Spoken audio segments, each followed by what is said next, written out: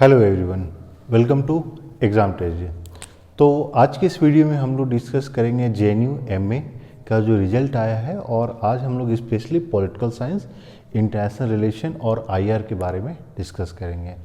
क्योंकि बहुत सारे लोगों का कॉल्स आ रहे हैं, मैसेज आ रहे हैं, कुछ लोग जिनका सिलेक्शन हो गया है तो वो लोग डिस्कस कर रहे हैं कि किस तरीके से कौन कौन से डॉक्यूमेंट्स अपलोड करना है, या जिन लोगों का सिलेक्शन नहीं हुआ है तो उनके भी कॉल्स आ रहे हैं कि क्यों नहीं हुआ, उनके मार्क्स तो ठीक थे, जो कट ऑफ है वो मार्क्स पे वो क्लियर कर रहे हैं, लेकिन फिर भी उनका सिलेक्शन नहीं हुआ है। तो इसके बारे में ही हम लोग डिस्कस करेंगे। और इसके अलावा फिर जितने लोग मैं आप लोग को बता दूं कि अब जैसे बहुत सारे लोगों का जिनका नहीं हुआ है, तो ये लोग का सवाल है कि अगले साल के लिए हम लोग ऑनलाइन क्लासेस कभी स्टार्ट करेंगे। तो आप लोग में से जितने लोग हैं जिनको ऑनलाइन क्लासेस ज्वाइन करनी है इंटरनेशनल रिलेशन एरिया स्टडीज़ का, या पीआईएसएम का, या एमए पॉलिटिकल साइंस, तो इसके लिए फॉर्म एक दिया हुआ है, वीडियो के डिस्क्रिप्शन में एक लिंक दिया गया है, वहाँ पे आप अपने आप को रजिस्टर कर सकते हैं, फिर वी विल नोटिफाई यू। इसके अलावा हम लोग एक और चीज़ कर रहे हैं, और ये रिक्वेस्ट बहुत सारे स्टूडेंट की तरफ से ही आया था कि जो भी लोग का सिलेक्शन हो गया है तो उन लोगों ने मेरे से रिक्वेस्ट किया कि अगर हम लोग एक व्हाट्सएप ग्रुप बना सकें जहाँ पे वो जो है जुड़ सकें, और जिन जिन लोगों का सिलेक्शन हो गया है वो लोग आपस में डिस्कस कर सकें। तो हम लोग जो है जल्द ही आज ही ये एक व्हाट्सएप ग्रुप बना देंगे जहाँ पे जो जिस कोर्स में जिन जिन लोगों का सिलेक्शन हो गया है, बहुत सारे लोग हैं जिनका नंबर्स हैं हम लोगों के पास, तो हम लोग आप लोगों को ऐड कर देंगे। और आप लोग में से ऐसे जितने लोग हैं जिनका सिलेक्शन हो गया है तो आप लोग भी व्हाट्सएप कर सकते हैं, हम लोग आपको उस ग्रुप में ऐड कर देंगे। और इसके अलावा जो है आपको व्हाट्सएप ग्रुप का या जो व्हाट्सएप का नंबर है ये वीडियो के डिस्क्रिप्शन में मिल जाएगा। और इसके अलावा जो भी और आपके पास सवाल है, चाहे आपका सिलेक्शन हो गया हो तो उससे रिलेटेड आपका जो भी क्वेश्चन है तो आप लोग कॉल करके या मैसेज करके पूछ सकते हैं। और जिन लोगों का सिलेक्शन नहीं हुआ है तो सॉरी, क्यों नहीं सिलेक्शन हुआ, कहाँ कहाँ कमी रह गई, कट ऑफ हाई क्यों गया, तो इस बारे में भी हम लोग डिटेल में थोड़ा सा डिस्कस करेंगे। और हाँ, एक चीज़ मैं बता दूं, जैसे बहुत सारे लोगों का ये सवाल आ रहा था कि सर आप लोग वीडियो बनाने में क्यों लेट कर रहे हैं। तो देखिए, हम लोग कोशिश करते हैं कि जब भी कोई वीडियो लेकर आएँ तो उसके पीछे उसके साथ साथ कुछ इंसाइट्स लेकर आएँ, और इसमें हम लोग को समय मिल लग जाता है थोड़ा सा। हम लोग का ऑब्जेक्टिव ये नहीं होता है कि जैसे ही कुछ आया तुरंत इन्फॉर्मेशन आप लोग को दे देना। हम लोग कोशिश करते हैं कि जो भी इन्फॉर्मेशन है वो व्हाट्सएप के थ्रू शेयर कर दें। वीडियो में हम लोग कोशिश करते हैं कि कुछ आपको ऐसी बातें बताएं जहाँ पे आपको सारा कुछ पता चल जाए कि हाँ क्या हुआ, कैसे हुआ, उसके बारे में। और इसके अलावा हम लोग अलग अलग सब्जेक्ट्स का भी क्लासेस इस बार लेकर आ रहे हैं, अलग अलग यूनिवर्सिटीज़ का भी लेकर आ रहे हैं, तो उसके बारे में भी आप लोग के पास कोई क्वेरी है तो आप लोग कॉल या मैसेज करके पूछ सकते हैं। लेकिन आज के इस वीडियो में हम लोग 3 सब्जेक्ट का जो डिस्कशन करेंगे, एक है आपका पॉल साइंस, दूसरा है IRAM, और तीसरा है आपका PISM। सबसे पहले तो मैंने आपको बोला था कि चॉइस बहुत मैटर करता है। देखिए, 3-4 चीज़ें जिस पे कि मैंने सोचा कि जब बहुत सारे लोगों से डिस्कस किया कि सर सिलेक्शन नहीं हुआ, कुछ लोग जो बहुत सारे ऐसे लोग हैं जिनका तीनों में सिलेक्शन हो गया, वो बोल रहे हैं कि ये मिल सकता है क्या, वो मिल सकता है क्या। इसीलिए हम लोगों ने आप लोग को पहले ही बताया था, जब एडिटिंग के टाइम में भी बताया था कि चॉइस किस तरीके से करना है ये पहले आप डिसाइड कर लीजिए। और इसका भी मैंने आपको बताया था कि क्या क्या तरीका होता है चॉइस करने का, क्योंकि इसके कारण भी कुछ लोग ऐसे हैं, 3 या 4 ऐसे लोग हैं जिनका एडमिशन नहीं हो पाया है जस्ट बिकॉज कि उनका चॉइस प्रेफरेंस गलत था। और ये मैं आपको बाद में बताऊंगा कि अगले साल जब आप लोग फॉर्म भरिएगा तो हम लोग डिटेल में आपको डिस्कस करके, गाइड करके हर एक इंडिविजुअल स्टूडेंट को बताएंगे कि किस तरीके से आपको सही सिलेक्शन करना है। इस पे भी बहुत निर्भर करता है, मैटर करता है। अगर मैं इन तीनों का कट ऑफ की बात करूं तो इसमें जो 3 चीज़ें हम लोग डिस्कस करेंगे कि कट ऑफ क्यों हाई गया, पहला कट ऑफ। दूसरा, जो हम लोगों को जो जितने स्टूडेंट हम लोगों के जो क्लासेस, जो स्टडी मटेरियल टेस्ट सीरीज लेके सिलेक्शन जिनका हुआ है, तो अगर मैं बताऊं तो तीनों का अगर मैं कंबाइन बताऊं तो वो अराउंड 65 प्लस अभी तक जा रहा है। जितने लोगों ने हम लोगों को कांटेक्ट किया है तो अराउंड 65 प्लस हुआ है। एंड ये फॉर्मली हम लोग फर्स्ट टाइम इस बार हम लोग ने स्टार्ट किया था, इनफॉर्मल हम लोग दे रहे थे। लास्ट ईयर भी हम लोगों ने दिया था, 2018 से हम लोग ने इनफॉर्मल गाइडेंस स्टार्ट किया था, लेकिन 20 के लिए हम लोग ने फॉर्मल गाइडेंस दिया था, जिसमें कि अराउंड 65 प्लस स्टूडेंट का सिलेक्शन हुआ है। आज भी जस्ट रात में भी अराउंड 8 PM 2 लोगों का कॉल आया कि सर हम लोगों का हो गया, ये बहुत अच्छी बात है। लेकिन बहुत सारे लोगों का जो नहीं हुआ है, छोटे छोटे मिस्टेक्स के कारण नहीं हुआ है, और मैंने सोचा कि उसके बारे में भी हम लोग को डिटेल में बातें करनी होगी, तो उसके बारे में भी बातें करेंगे। तो दूसरा जो हम लोगों ने पॉइंट रखा है, जो हम लोगों को इंसाइट मिला, और ये इंसाइट है कि अगर आप देखते हैं इन टर्म्स ऑफ कंपोजिशन में भी जेंडर। अब मैं आपको बताऊंगा कि ये जेंडर कंपोजिशन हम लोग लेके क्यों आ रहे हैं। और तीसरा है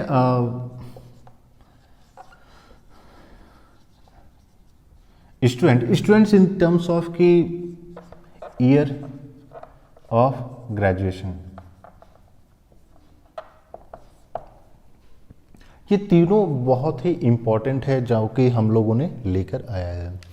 सबसे पहले अगर मैं बात करूं IRAM और PISM का कट ऑफ हाई क्यों गया। अगर वही आप IRAM का जनरल का कट ऑफ देखते हैं तो ये 86 गया है, और PISM का कट ऑफ देखते हैं तो ये 82 गया है। तो इतना हाई क्यों गया। और एक वीडियो में हम लोग ने आपको बताया था कि हाई जाने का 2 रीज़न हो सकता है। पहला आपका जो कॉम्प्रीहेंशन वाला पार्ट था, दूसरा Indian polity plus modern history. तो इंडियन मॉडर्न हिस्ट्री से भी अगर आप अराउंड 35 क्वेश्चंस ऐसे थे जो कि आप आसानी से सॉल्व कर सकते थे अगर आपने UPSC का प्रिपरेशन किया है, और अगर आपका रीडिंग कॉम्प्रिहेंशन अच्छा है तो 35 नंबर आपका कहीं नहीं जा रहा है। तो ये एक सिग्निफिकेंट रोल प्ले किया है। 35 मार्क्स 35 to 40 तक आप लेके चल सकते हैं। और जैसे लास्ट ईयर के बारे में जब हम लोगों ने एनालिसिस किया था तो हम लोगों ने बताया था कि PISM का कट ऑफ हाई जाने का जस्ट बिकॉज कि वहाँ पे आपके 10 क्वेश्चंस पूछे गए थे और 30 मार्क्स का था। सेम रोल यहाँ पे इस बार आपका कॉम्प्रिहेंशन और इंडियन पॉलिटी प्लस जो है आपका मॉडर्न हिस्ट्री ने प्ले किया है। और उसके साथ साथ दोनों में PISM IRAM में दोनों ने वो सिग्निफिकेंट रोल प्ले किया है। और दूसरा जो हम लोगों ने देखा कि कट ऑफ हाई जाने का रीज़न, और वो दूसरा था जेंडर कंपोजिशन, जो हम लोगों ने बताया आपको। कि अब आप लोग सोचिएगा कि जेंडर कंपोजिशन मैं क्यों बोल रहा हूँ। तो एक चीज़ हम लोगों ने ऑब्जर्व किया कि जितने सिलेक्शन हुए हैं, जितने स्टूडेंट जो हम लोग से एसोसिएटेड थे, जितने लोगों से हम लोगों ने बातें की, 70% फीमेल कैंडिडेट। अब आप समझ गए होंगे कि 70% फीमेल कैंडिडेट का मतलब उनको 5 नंबर जो डिप्रीवेशन पॉइंट होता है वो एक इम्पॉर्टेंट रोल प्ले करता है उनके सिलेक्शन में। और मैं ये क्यों बोल रहा हूँ, क्योंकि एक चीज़ जो हम लोगों ने देखा कि अगर मैं बात करूँ आपका OBC PISM का, OBC PISM, OBC PISM में आपका जो कट ऑफ गया है ये 77 है। एक बार मैं चेक कर लूँ, OBC PISM का जो कट ऑफ गया है ये आपका 77 है। और 77 कट ऑफ में अराउंड 8 स्टूडेंट्स ऐसे हैं जिनका 77 मार्क्स आया है, लेकिन उसमें सिर्फ 2 का सिलेक्शन हुआ है। प्लस 76 में अराउंड 9 स्टूडेंट्स हैं। यानी आप ये देखिए कि बहुत सारे एक ही मार्क्स पे बहुत सारे स्टूडेंट होते हैं। अब आप बोलिएगा कि 77 जब सबका आया कट ऑफ है तो आपका सिलेक्शन क्यों नहीं हुआ। तो ये डिफरेंस हो जाता है JNU में और DU में।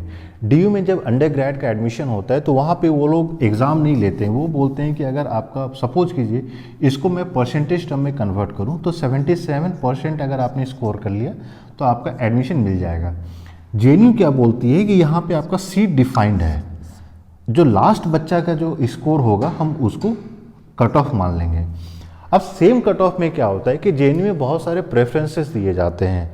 डिफेंस का प्रेफरेंस है, कोटाइल का प्रेफरेंस है, जेंडर का प्रेफरेंस है, सिंगल गर्ल चाइल्ड है तो उनको एडमिशन मिल जाएगा।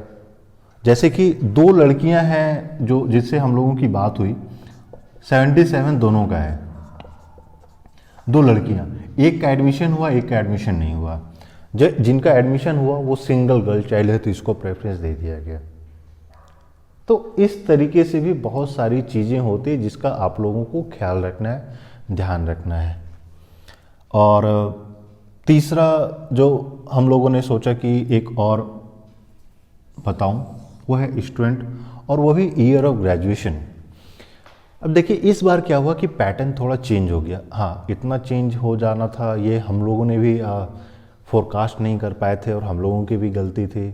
हम लोगों ने भी नहीं सोचा था कि इंडियन पॉलिटी से इतना ज़्यादा क्वेश्चंस आएंगे, स्पेशली पॉलिटिकल साइंस में, जहाँ पे इंडियन पॉलिटी से अराउंड 25 क्वेश्चंस पूछे गए थे।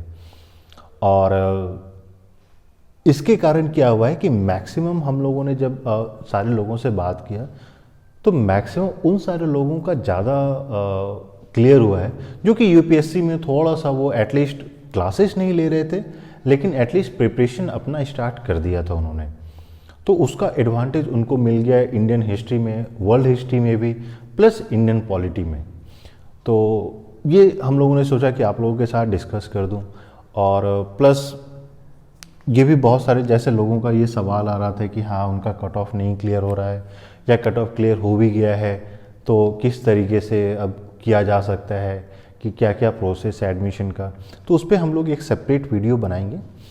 लेकिन एक हम लोगों के लिए भी जो सबसे बड़ा सेटबैक था कि अराउंड बहुत सारे ऐसे स्टूडेंट हैं अगर जो हम लोगों ने देखा कि 3 to 5 मार्क्स के बीच में अराउंड 100+ जो डिफरेंस है स्टूडेंट सबका, not only in terms of IRAM, PISM या पॉलिटिकल साइंस, अगर सोशोलॉजी को ऐड करें, इकोनॉमिक्स को ऐड करें, ज्योग्राफी को ऐड करें, हिस्ट्री को ऐड करें, तो अराउंड 3 to 5 नंबर का डिफरेंस के कारण बहुत सारे लोगों का है, ऐसे ऐसे स्टूडेंट हैं जिनका 1 नंबर से रह गया। हाँ, वैसे भी हैं जिनका कट ऑफ 77 है, 77 आ भी रहा है, फिर भी एडमिशन नहीं हुआ, 1 रैंक पीछे है। तो इसीलिए मैं बोलता हूँ कि हर एक इंडिविजुअल क्वेश्चन का वेटेज, आप लोग ये मत सोचिएगा कि हाँ ये कम है वो ज़्यादा, हर एक इंडिविजुअल क्वेश्चन का वेटेज जो है इक्वली इम्पॉर्टेंट होता है। और यही हम लोग को लेकर चलना है कि जितना ज़्यादा से ज़्यादा हम लोग स्कोर कर पाएँ। प्लस एक जो बहुत सारे लोगों का ये क्वेश्चन था कि क्या सेकंड कट ऑफ लिस्ट निकलेगी। तो देखिए सेकंड कट ऑफ लिस्ट निकलने का जो चांस है वो बहुत ही कम है, क्योंकि बहुत सारे लोगों से जब मैंने बात किया तो हम लोग के कुछ स्टूडेंट हैं जो हैदराबाद सेंट्रल यूनिवर्सिटी में जिनका एडमिशन हो गया है या BHU में हो गया है, आपका साउथ एशियन यूनिवर्सिटी में हो गया, तो वो लोग वहाँ से भी छोड़कर आ रहे हैं। और JNU एक ऐसा प्लेस है जहाँ पे कोई छोड़ना नहीं चाहता है, तो उसलिए चांसेस की सेकंड कट ऑफ लिस्ट आएगी वो बहुत ही कम है, नेग्लिजिबल है। आ जाती है तो बहुत अच्छी बात है। और ओवरऑल अगर आप ये पूछिएगा कि हम लोगों का परफॉर्मेंस कैसा रहा, तो मैंने आपको बताया है कि हाँ अराउंड 65+ ही सिलेक्शंस हुए हैं जो लोग हम लोगों से एसोसिएटेड थे। और ये मैं सिर्फ इन तीनों सब्जेक्ट का बता रहा हूँ, political science, IIR and PISM में। बाकी ज्योग्राफी में, सोशोलॉजी में, इन सब में हम लोगों ने अभी एस्टिमेट नहीं किया है, टोटल कैलकुलेट नहीं किया है, लेकिन वो उतना इम्पॉर्टेंट नहीं है कि टोटल कितना सिलेक्शन हुआ है। हम लोगों के लिए जो सबसे बड़ी सेटबैक उस समय लगी कि 1 नंबर के लिए, 2 नंबर के लिए बहुत सारे स्टूडेंट का एडमिशन नहीं हो पाया और वो लोग बहुत ज़्यादा मेहनत किए थे। लेकिन देखिए ये भी इम्पॉर्टेंट है कि हम लोग को ये सोचना पड़ेगा कि सीट्स भी बहुत ज़्यादा लिमिटेड होती है। अब आप लोग सोचिएगा कि 87 कट ऑफ चला गया, बहुत हाई, 86 कट ऑफ चला गया, बहुत हाई है यार। इकोनॉमिक्स में 94 कट ऑफ गया है, मेरे टाइम में 96 कट ऑफ गया था आउट ऑफ 100। तो इसलिए घबराना नहीं है, प्रैक्टिस करते रहना है, प्रिपरेशन करते रहनी है। हाँ, बहुत सारे ऐसे लोग हैं जो सैड हैं कि आपका एडमिशन नहीं हुआ। अगर मैं अपना एग्जांपल दूं तो जब मैंने फर्स्ट टाइम JRF दिया था तो मेरा JRF बस 1 नंबर से रह गया था और मैं काफ़ी सैड था यार कि मेरे क्लासमेट का हो गया, मेरा नहीं हुआ। और उस सैडनेस के चक्कर में मैंने पढ़ाई नहीं की। नेक्स्ट टाइम जब मैंने JRF का एग्ज़ाम दिया मेरे 7 या 8 नंबर कम आए थे। एंड देन आई रियलाइज कि यार सैड होने से कुछ नहीं होगा, it's much important that we start learning new things in a better way और we should be determined to do something. फिर मैंने अच्छे से प्रैक्टिस किया, अच्छे से सारे क्वेश्चंस को रिवाइज किया, अच्छे से डिटरमाइंड हो के पढ़ाई की। तो जब मैंने नेक्स्ट टाइम JRF का जो तीसरा अटैम्प्ट था मेरा, तो अब देखिए पहले अटैम्प्ट में मेरा 1 नंबर से रह गया, दूसरे अटैम्प्ट में 8 नंबर से रह गया, तीसरे अटैम्प्ट में मेरा शायद अराउंड 29 या 30 नंबर एक्स्ट्रा आया था कट ऑफ से। And that was really amazing, amazing in the sense कि शायद फर्स्ट सेकंड रैंक रहा होगा इंडिया में। अब ये JRF का क्या होता है कि रैंक नहीं मिलता है, लेकिन जितने क्लासमेट्स थे, सीनियर्स थे, उन लोगों ने बोला कि यार इतने ज़्यादा मार्क्स तो आते ही नहीं है। तो ये चीज़ हो जाती है, आपको कुछ अचीव करना है then you need to be determined. ये छोटे मोटे सेटबैक से आपको ये नहीं सोच लेना है कि अब आपका नहीं होगा, JNU एक सपना था, या आपको ये देखना है कि आपके ड्रीम में JNU कहाँ फिट होता है। Don't try to fit yourself in bloody each and everything. तो उस चीज़ का आपको ध्यान रखना है और जो ऑब्जेक्टिव है उसको अचीव करने की कोशिश कीजिए। लेकिन कुछ चीज़ें पहले मिल जाती है, कुछ सही समय पे मिल जाती है, कुछ लेट से मिल जाती है, लेकिन until and unless you don't give up you'll achieve something। हाँ, फाइनली नेक्स्ट ईयर के लिए बहुत सारे लोगों ने अब दुखी मन से कॉल करते हैं कि सर मेरा नहीं हुआ, अब आप ही बताइए क्या करेंगे। तो काश मैं कुछ बता पाता, लेकिन कुछ है नहीं बताने को। हाँ, इतना बता रहे हैं कि हम लोगों ने अभी जो शायद वो 3 to 5 पेजेस का हो जाएगा, 3 to 5 पेजेस का कंबाइंड सिलेबस एक हम लोगों ने तैयार किया है। उसमें और थोड़ा सा रिवाइज कर रहे हैं कि क्या क्या छूटेगा, क्या क्या नहीं छूटेगा। और ये कंबाइंड सिलेबस जो है PISM और आपका IRAM का दोनों का रहेगा, इंटरनेशनल रिलेशन और MA पॉलिटिक्स। तो उससे आपको आइडिया लग जाएगा कि किस तरीके से पढ़ाई करनी है, और ये शायद हम लोग संडे तक कंप्लीट कर लेंगे और आप लोगों के साथ शेयर भी करेंगे। दूसरा, पॉलिटिकल साइंस का हम लोग सेपरेट सिलेबस लेके आ रहे हैं, तो वो भी आपके साथ शेयर करेंगे। तो एटलीस्ट देखिए क्या होता है कि इन सारे एग्ज़ाम्स को किस तरीके से क्रैक करना है, ये एक स्ट्रैटेजी है, तो वो भी हम लोग आपके साथ शेयर करेंगे। अगर आप लोग को पसंद आता है तो आप लोग वो चीज़ फॉलो कर सकते हैं। प्लस जैसे बहुत सारे लोगों का ये रिक्वेस्ट आ रहा था कि जिन लोगों का सिलेक्शन हो गया है, जैसे एक फीमेल कैंडिडेट है जिनका IRA में फर्स्ट रैंक आया है और वो हम लोगों से जुड़ी हुई थी, तो बहुत सारे लोगों का रिक्वेस्ट आया कि सर अगर हम लोग उनसे बातचीत करा पाएँ। तो अभी पॉसिबल नहीं हो पाएगा because she is from Kerala. हाँ, केरला। एंड तो वो एक बार JNU आ जाएगी, then will have a conversation with her and हम लोग उनकी भी स्ट्रैटेजी क्या थी, किस तरीके से उन्होंने पढ़ाई किया, वो सारी चीज़ें भी शेयर करेंगे। बाकी जितने बच्चे का सिलेक्शन हुआ है जो हम लोग से एसोसिएटेड थे, तो उन सारे से बातचीत भी आपकी कराएंगे।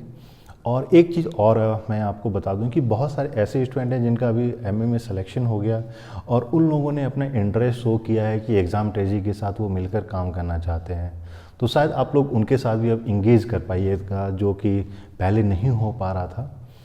और तो ये इसमें शायद आपकी भी एक अच्छी लर्निंग होगी और हम लोगों का भी एक इम्प्रूवमेंट का चांस मिलेगा।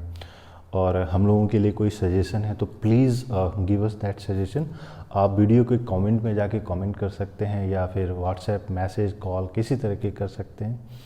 और जिस तरीके से आप लोगों को हम लोग जो भी सपोर्ट चाहिए वो हम लोग प्रोवाइड करेंगे। हाँ, एंट्रेंस के बाद जो है अब जो प्रोसेस स्टार्ट होगा एडमिशन का, वो सेपरेटली हम लोग आपको बताएंगे। एडमिशन प्रोसेस में कोई भी आपको अगर परेशानी होती है तो आप लोग हमें कॉल कर सकते हैं, मैसेज कर सकते हैं, will try to sort it out. And till that time enjoy and congratulations to all the students who got selected into JNU। और जिन लोगों का नहीं सिलेक्शन हुआ, it's not the time to settle and think कि क्यों नहीं हुआ, it's time to get up and start preparing for next year. और जो भी अब बाकी का 3-4 और हम लोग ने सोचा है कि कुछ वीडियोज़ हम लोग लेकर आएंगे। तो thank you and all the best. And if you liked it then please like कीजिए और चैनल को भी सब्सक्राइब कर लीजिए। And if you need any kind of help please reach out to us. So thank you and all the best.